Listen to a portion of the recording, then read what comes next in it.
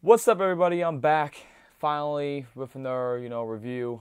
But I'm also like in a different space, an old space that looks a lot different than what it used to look like. I mean, if you were to look around this room right now, you'd be like, "This room look familiar." If you've been around for a long time on the channel, that is, and you'd be like, "That's way different. What's happening?" It's like, well, it's my sister's room now. So, yeah, that's the thing. But yeah, anyway, let's get into business. The Bulls locker, it's over there now. It's you can kind of see it. It's in the background. So we ain't gonna be pulling them out from there, but we are gonna be pulling them from right here. Taking a look at the DRose 1.5 retro, and giving you guys my thoughts on them as a performance basketball shoe.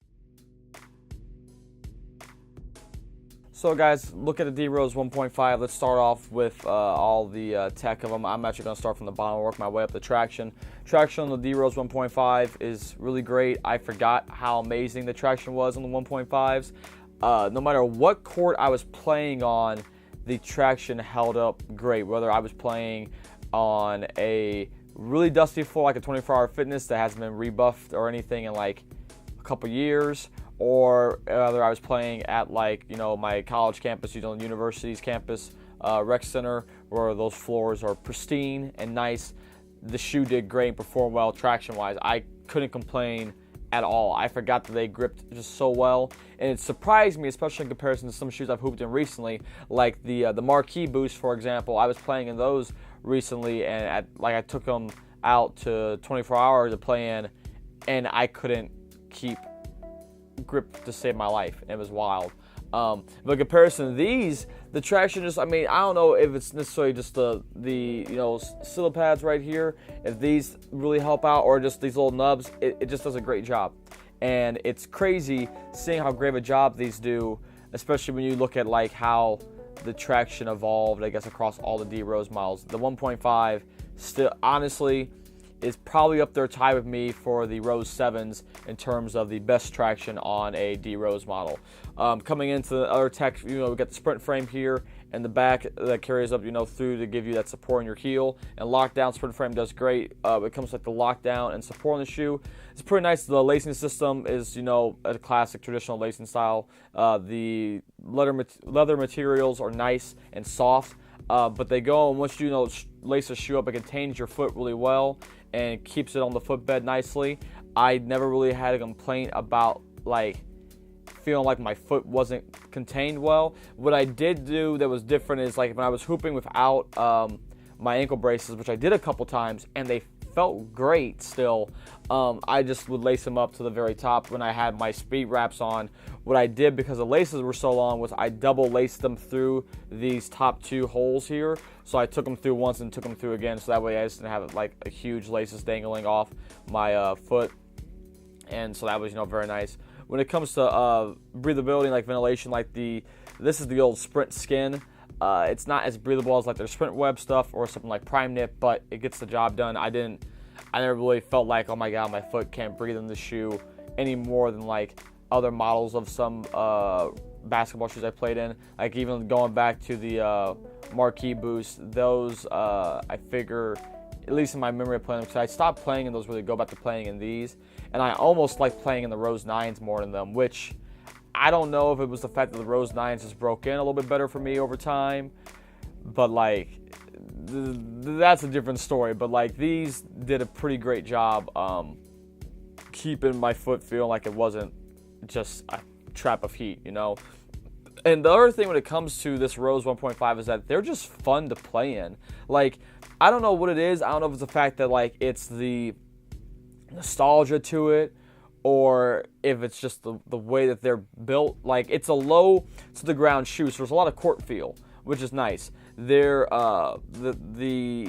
EVA midsole is nice as well. The only thing that I ever really felt bad in the shoe was there were a couple times that I would have a drive to the basket and I would come down on just my heel or on a weird part of the shoe, and my whole leg felt it. It just felt like a vibration from my heel up through my calf towards my knee, and it's weird.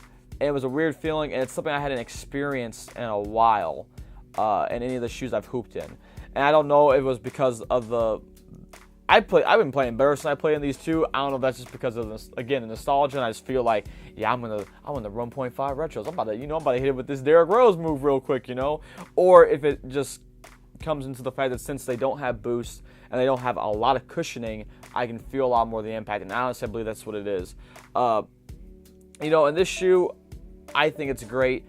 If this shoe is available on the market right now still for like its 110 price point and like multiple colorways, I would easily like recommend buying this shoe to hoop in. I think it's better than anything Adidas basketball has offered this past year out of what I've played in. I played in the Marquee Boost, played in the Rose 9s. I've tried out the Hardens a couple times, and I haven't tried the Dame 5s. So I can't go that far.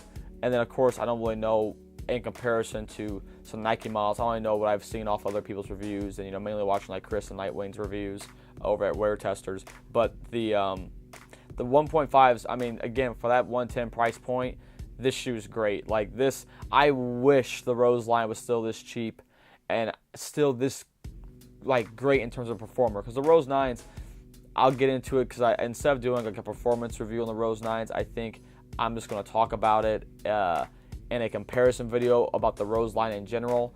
The Rose 9's just like, this 1.5 retro blows it out of the water, and I feel like if I was Derrick, I would be playing in this. I would have been playing in the 1.5 retros over playing in the 9s. However, he may like bounce as a cushioning setup, so that could be a different thing because bounce is nice.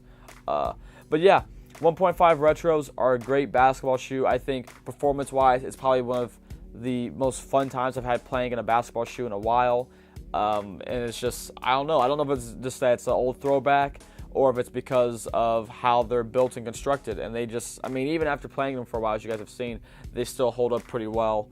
And even like, just, I played in these last night at 24 again, and the dirt on there is, was all present from when I played. I didn't clean it or do anything different to it. And a couple wipes here and there were good, but I can't remember a single time that I was slipping due to the shoe at all, which is great.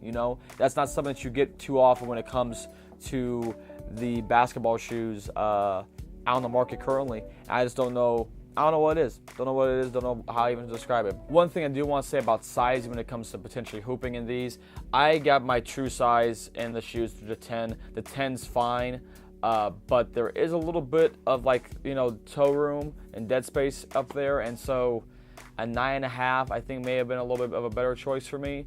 I believe when they release other colorways and hopefully release them here in the US, I will cop a 9.5 and maybe try those out again just to see if I like the 9.5 more.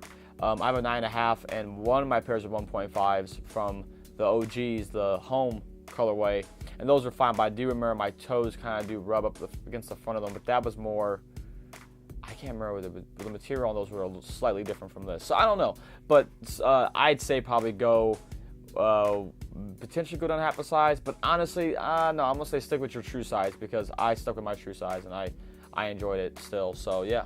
But yeah, I hope you guys enjoyed this look at the DRose 1.5 retro and enjoy this performance review for them. And yeah, I'll be back with more content here shortly. I got done with school. I'm graduated, so I got some time to make some moves now. And so yeah, I hope you guys enjoyed this look, and we'll be back with more stuff here shortly. So until then, guys, peace. I'll see you around later. Bye.